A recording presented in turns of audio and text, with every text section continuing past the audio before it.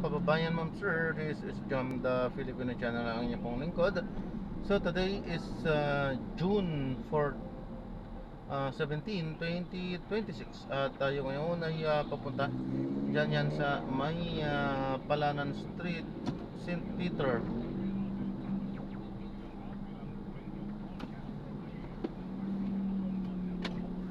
St. Peter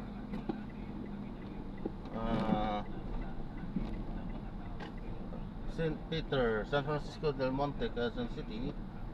At dadalhin po natin sa RVL Dried Fish, Honorario Lopez Boulevard, Barangay 124, Tondo, Manila.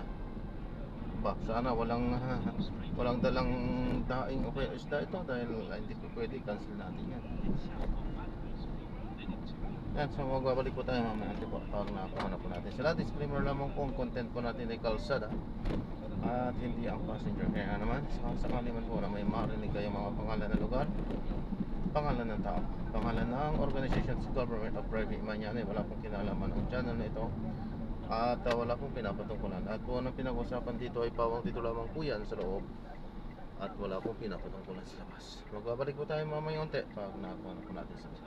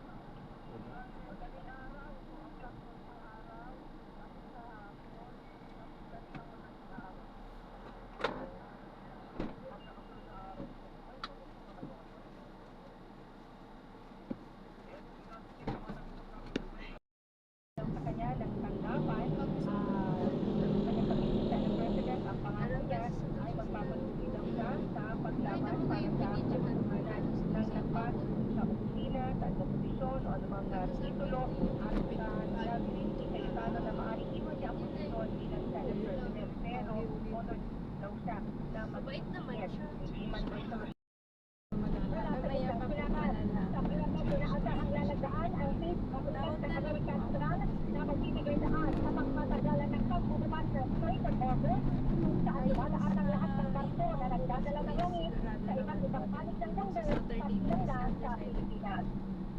Ako si Kristay Sagulier ng GMA Super Radio DPWD, balita ko po. Bumiyahe na. Dali, paring meron. Ito muna, may report si John Kim Bote ng Super Radio Cebu. Pinsala po sa agrikultura sa Cebu City dahil sa tag-init at krisis po sa langis. Umabot na po sa 13 bilyong piso.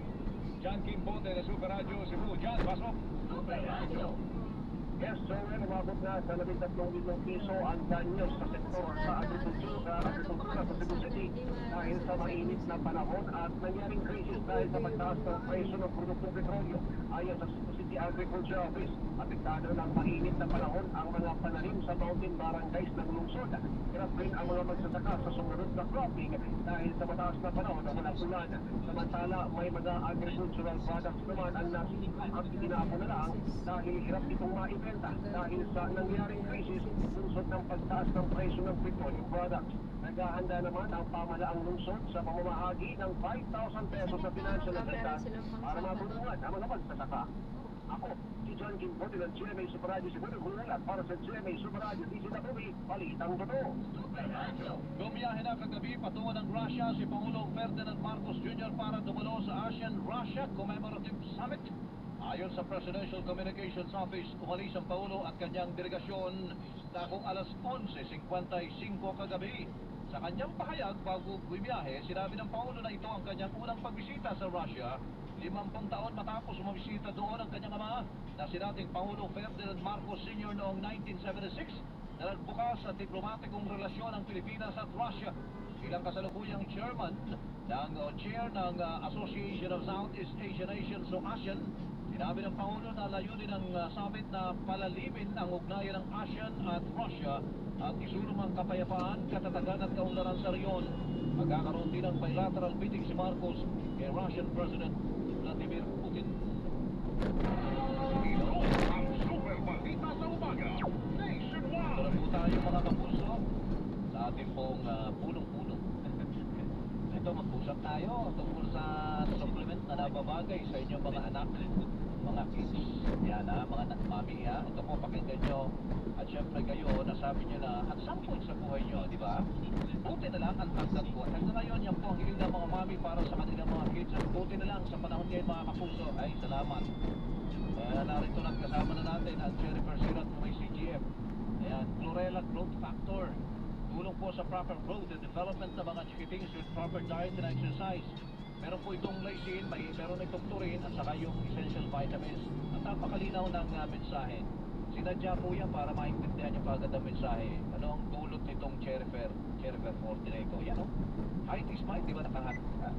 Kung ano yung mga paggamit ng public funds, for example, at saan siya na gagasta, no? Iba yan sa mga ground or articles of impeachment laban sa Vice Presidente. So, ang punto nito ay yung mga opisyal na nagdedesisyon ng mga importanteng bagay na yan, paggamit ng pera, anong polisiya ang pinapairal sa bansa na nakaka-apekto sa pang-araw-araw na buhay ng mga tao ay hindi na ginagawa ang kanilang trabaho ng naaayon sa konstitusyon at sa interes ng publiko. No? So kailangan ito lang ang paraan na mapanagot nila at ang penalty ay removal. So importante siya dahil una-una inihalal sila. So dapat bantayan din ng mga bumoto yung kanilang mandato na ibinigay sa mga opisyal na ito. At ito yung kung meron bang katiwalian na ginawa habang nasa posisyon nila. Maaasahan ba ng publiko na ang Vice Presidente ay i-require na nandun din? Ano, siyempre ikaw ang subject, ikaw ang gustong tanggalin. Kasi ang pinaka-ultimate na parusa ng impeachment ay pagtatanggal sa pwesto. Oo. Iyan ba'y mapipwersa siya na nandyan ka habang pinabanggit ang mga akusasyon nila ba sa'yo? Kung hindi pwede abogado na. Hindi siya pumunta to the duration of the hearing until a decision has been reached. Yes, so meron siyang karapatan na hindi tumestigo. At kung titistigo man siya ay tulad ng isang akusado sa isang trial ay meron po siyang karapatan na hindi sagutin ang mga tanong na makakapagpahamak sa ibig tawag natin na right against self-incrimination. No? So we can expect actually given itong approach natin, of course it may change na magbago siya ng strategiya, but so far ang nakikita natin ay hindi siya sinasubject to this mo ina-advise siya na hindi kumaten, so we can expect the same thing. Pero Attorney Mike, pwede siyang ipatawag ng sino bang judge, a senator judge, or the prosecution? O bawal yun, hindi yun pwede. Kumbaga, umungit siya sa hostile witness. Hindi kasi siya yung nagsasaktan, no? So meron siyang karapatan na i-speak. Gano'n. Akala mo talaga pwede siyang pauwiin na device. Ay, bawal yun. Bawal pala, hindi po pwede. Oo. At saka, attorney, at sa palagay mo, ano ang yung take naman doon na kapag hindi po siya umatin, hindi siya nagpakita, hindi mo nagtatalo agad siya kasi hindi niya matidepensahan yung sarili niya eh. And then, magkaroon ng desisyon, saka po hahabol, sisigaw ng due process, due process. Yes, so hindi naman Kasi mahaba. Saan ang haba po? Ano sabi? And now, after speaking with Senator Joel Villanueva, it appears our colleagues on the other side will soon have the numbers to elect a new Senate President. I will not stand in the way of that vote. No leadership in a democracy is ever permanent.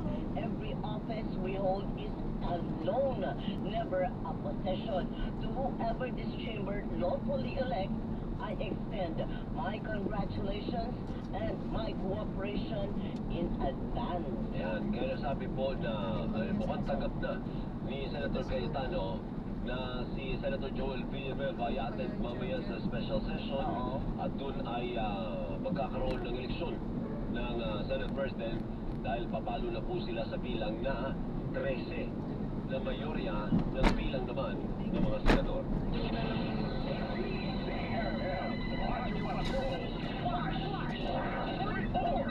Okay, attorney. So mukhang tanggap na ni attorney tuloy ni Senator Alan Peter Cayetano, ano po? So ngayon, pag may 13 sila mamaya, ay talagang yun, malinaw yun na majority po, Attorney Mike. Yes, that is correct. So, yun all, ano na yun, majority na yun of all of its members who elect the Senate President. So, they will have numbers. Okay, yung nabitin kong tanong is, doon sa presiding officer, kasi parang naalala mo, binago nila yung rule Ay, oo. na pwede silang mag-elect among themselves kung sino ang presiding officer, not necessarily whoever is Senate President. Correct. Tama? Correct, Oo. correct. Okay lang yun, Attorney Mike? O someone, malamang may pupunta na naman sa korte at sabihin, hindi, ang presiding officer lang dapat ay ang Senate Yun na nga. President. Oo. Yes, isa, baka parang kasama yan sa petition na ipinayag nila, no, na pati yun ay dapat petitionan ng 13. Pero, ang sinasabi lang naman ng konstitusyon ay sa kaso ng impeachment ng President, ang presiding officer ay Chief Justice. Wala siyang sinasabi kung sino yung presiding officer ng ibang opisyal. Of course, that's usually the Senate President. But ang desisyon na yan ay nakalagak sa Senado as a body, no? So, kung sino yung piliin nila, if they have the numbers to change the rules, will be allowed. So, it can be a person other than the Senate President. Yun ang posisyon mo rin na pwede, halimbawa, ang mahalal na Senate President, si Senator Sherwin, who is not a lawyer, so pwede that they would elect among themselves na si, halimbawa lang, si Senator Cheese, halimbawa, or si Senator Pangilinan. Kasi mga abogado yun, pwede yun. Yes, pwede naman yun. Although I don't expect that to happen if talagang mahalal si Senate President or na Senate President si Senator Gatchalian, because of course they will give deference to their new leader, no? But to the question, yes, pwedeng iba yung presiding officer. Alvin Dory, sorry, meron lang akong i-clarify sa sinabi ko kanina. Yung impeachment rules ng Senate ay nagsasabi na pwedeng ipatawag yung impeached official to the trial. Pero yung sinasabi na karapatan ay pwedeng hindi mag-appear or mag-assert na hindi mag-testify yung official na yun. Oo, tama po. So, ibig sabihin, pwede siyang ipatawag, pero may karapatan siyang tumanggi. Oo. Okay. Pero doon sa prosekusyon, hindi talaga siya pwedeng ipatawag ng prosecution as a hostile witness. Not as a hostile witness, but of course they can propose na pwede na ilista siya. So I think magkaka-free trial conference, they can propose na ilista siya as a witness, and the Senate might invite her as also as a witness, but she can refuse. Okay. Thank you, Attorney. Maraming salamat po. Ulitin pa po natin ito habang nausad. Sana po open kayo from time to time para sa ating Impeachment 101 to educate the public. Ano po? Of course. Thank you, Attorney Mike. Thank Mabuhay you, po sir. kayo. Mabuhay po yung UP, ha? Maraming salamat si Attorney Michael Q. Jr., Assistant Professor, University of the Philippines, College of Law. Pero may isa pa akong Na-drop na natin sila. Maraming salamat po sa panonood hanggang sa muli. Ingat po at God bless. Paalam po muna pansamantala at tayo ay gagawa na ng ibang video sa ating susunod na misyon. Paalam po muna pansamantala. This is Jam the Filipino Channel, ang inyong pong lingkod. Paalam po.